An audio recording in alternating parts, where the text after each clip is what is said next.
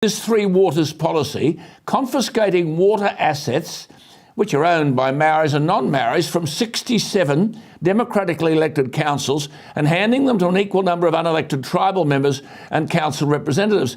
I read comments by the former Labor Minister Richard Prebble, who said a coup was underway in New Zealand by the Maori tribal elite. Do you agree with that? Mr. Prebble's been reading my mail. Yeah. And he's reading it back to you and he's me. He's like me. He read your speech. He read your speech.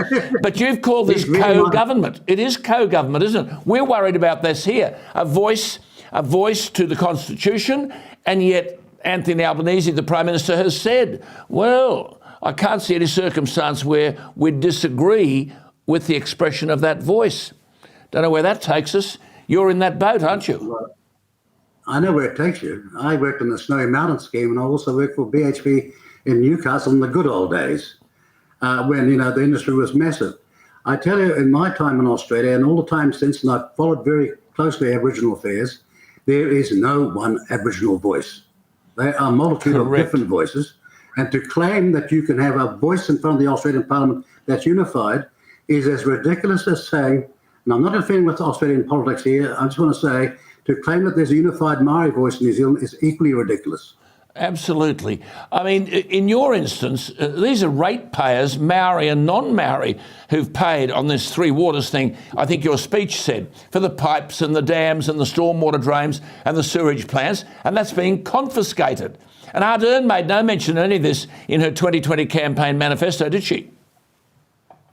Of course not. And here's the really serious thing is that they are so confused about the detail that the other day it emerged that they could actually lease this is the new corporation managing it, lease the asset out for 35 years.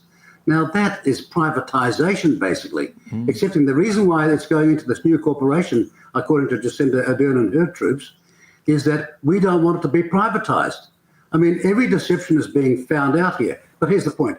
The South Island, is a big island in New Zealand. Yeah. The population that have got control with respect to the Maori there would be less than 4% of the South Island's population. The whole lot of people in the South Island are from all backgrounds, European immigrants and what have you, including a whole lot of Maori who are not from the South Island.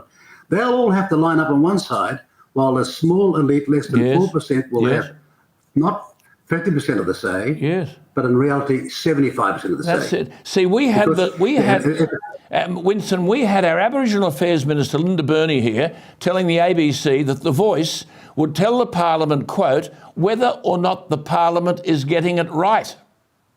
Hey? So you're saying New Zealand is reaching the point of co-government with iwi, the largest social unit in New Zealand's Maori society, and that Ardern is going to allow these outfits to control the health services throughout New Zealand. I heard that statement, and it came to me in reality in this conclusion. I've never heard so much sickly white liberalism in my long career in another country. And I'm hearing what I saw in my country, being unassailed and not being pushed back like it should be, and now I'm hearing in Australia. Well, what have we got to do? Winston, you're the most experienced politician, the longest-serving politician across the ditch, there and over here. What do we do? Well, you've got to ask people to take an interest in politics for a start. It's no time to be a spectator. It's no time to sit on the sidelines. This is a game that people have got to join. And dare I say it, people in business with a whole lot of money need to have a very good idea what they're going to do with it. Because the idea that you can sit back and somehow it'll all work out for this time, as we go forward, is a very, very dangerous piece of comfort that they can't afford.